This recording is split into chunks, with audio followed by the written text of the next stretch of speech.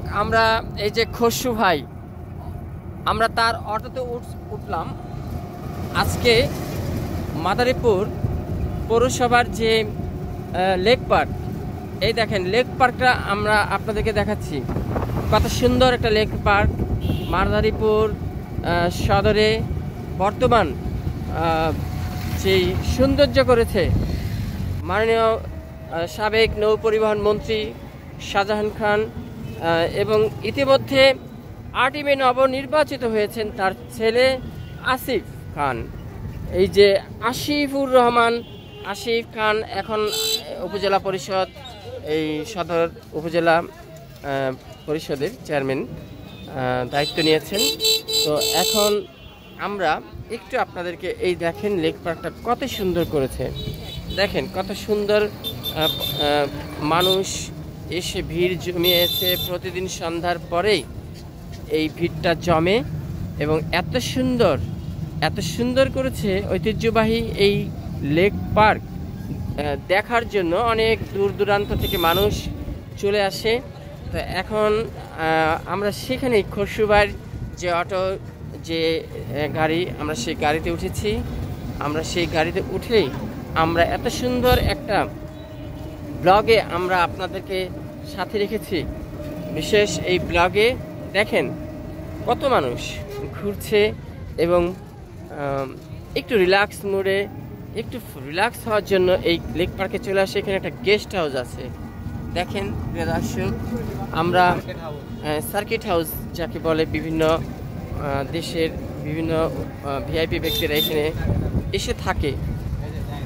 হ্যাঁ, এই যে দেখেন সার্কিট হাউস, এই যে সার্কিট হাউস, আমরা এই সার্কিট হাউসও দেখালাম। এই দেখেন লেক পার্ক, মানুষজন বসে আছে।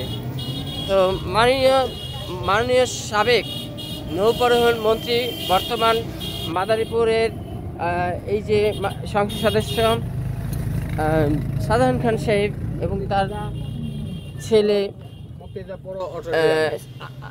আসিফুর রহমান আসিফ খানের নেতৃত্বে এই পৌরসভা দেখেন কত সুন্দর। মাদারীপুর পৌর মুক্তিযোদ্ধা অডিটোরিয়াম আমরা দেখালাম আপনাদেরকে, খুব সুন্দর একটা অডিটোরিয়াম মুক্তিযোদ্ধার নামে। তো প্রিয় দর্শক, আপনারা, আমরা এখন সদর হাসপাতালের দিকে আপনাদেরকে নিয়ে যাচ্ছি।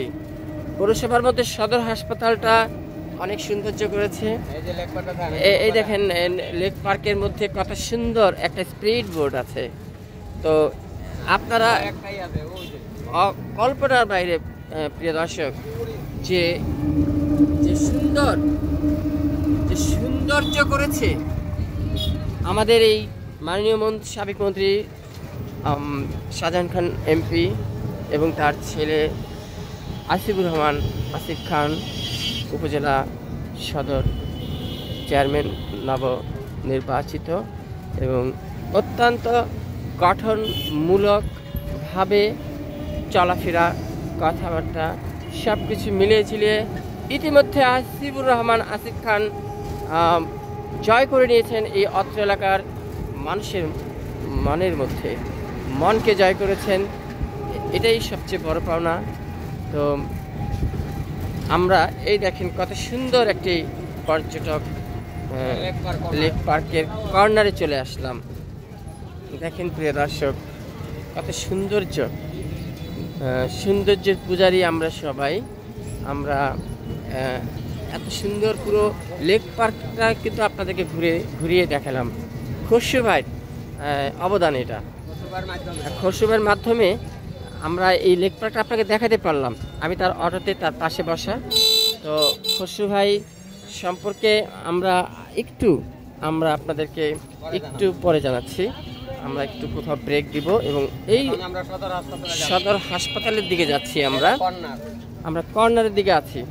তো কর্নারে আছে, এই যে পার হয়ে চলে আসলাম লেক পার্ক, পার হয়ে চলে আসলাম সদর হাসপাতালের সড়ক। আমরা 250 শয্যা এই হসপিটালের দিকে যাচ্ছি। শুনেছি হসপিটালটা এখানে অনেক সুনামধন্য। তো খসরুভাইয়ের মাধ্যমে শুনেছি। আমরা কিছুক্ষণের মধ্যেই সদর হাসপাতালের সামনে নেমে যাচ্ছি। নেমে যাই খসরু ভাই এতক্ষণ যেহেতু প্রিয় দর্শক আপনাদেরকেও দেখালো আমার মাধ্যমে এই লেক পার্ক মাদারীপুর পৌরসভা। হ্যাঁ, আমরা এই তো চলে আসলাম, আমরা চলে আসলাম হসপিটালে। এই দেখেন প্রিয় দর্শক, কত সুন্দর একটা পুরন, দেখেন এই 250 শয্যা জেলা হাসপাতাল মাদারীপুর, কত সুন্দর, কত সুন্দর দেখেন। এই যে দেখেন অ্যাম্বুলেন্স আছে। তো আমরা আপনাদেরকে পুরো শহরটা দেখালাম। এত সুন্দর একটা দেখেন হসপিটাল, এই যে হসপিটালটা দেখেন, আমরা আপনাদেরকে দেখালাম। এই যে সুন্দর অ্যাম্বুলেন্স আছে, ব্যবস্থা আছে।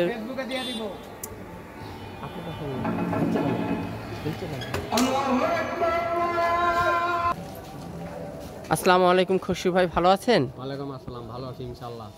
খসরু ভাই, এই যে এতক্ষণ আপনার গাড়িতে উঠলাম এবং পুরো পৌরসভাটা ঘুরিয়ে দেখালাম, লেক পার্ক, হসপিটাল, এই সম্পর্কে আপনি তো এখানে অনেক সিনিয়র, পুরনো, তো একটু বলবেন এত সৌন্দর্যটা যে করলো মাননীয় অবদানকার এমপি শাহজাহান সাহেবের, শাহজাহান খান সাহেব, এবং তার বর্তমান তো তার ছেলেও ইলেকশন, হ্যাঁ আসিফ খান সদর উপজেলা পরিষদ চেয়ারম্যান হয়েছে। কেমন ব্যক্তি হিসেবে কেমন? না, ব্যক্তি হিসাবে ভালো, সবাইকে আপন মনে করে, সবার সাথে মনে করেন কথা আছে ইনশাআল্লাহ। গরিবের বন্ধু, অটোওয়ালাদের মনে করো কোনো সমস্যা নেই, সুন্দর চালাইতে দিচ্ছে ইনশাআল্লাহ।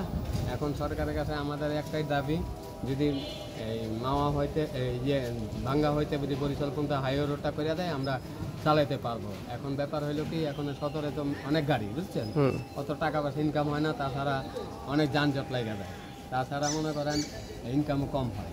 যদি সরকার হাইওয়ে রোড করে দেয়, সাথে বাইপাস, ওই যে এই দীর্ঘতি রোড, ওই যে ভাঙ্গা হইতে পদ্মা সেতু পর্যন্ত যেভাবে হয়েছে, সেটা যদি আমাদের এখানে ভাঙ্গা হইতে বরিশাল পর্যন্ত হয়ে যায়, তাহলে আমরা মোটামুটি অটো ড্রাইভাররা কিছু ড্রাইভার খাইয়া ইনশাল্লাহ থাকতে পারবো, চলতে পারবো ইনশাল্লাহ। ভালো, ধন্যবাদ আপনাকে। প্রধানমন্ত্রীর কাছে আমার আবেদন, প্রধানমন্ত্রী যেমন আমার এই বেতন না নেয়, আমার এই ধন্যবাদ আপনাকে। প্রিয় দর্শক, দেখলেন খুশিবার চাওয়া এবং পাওয়া।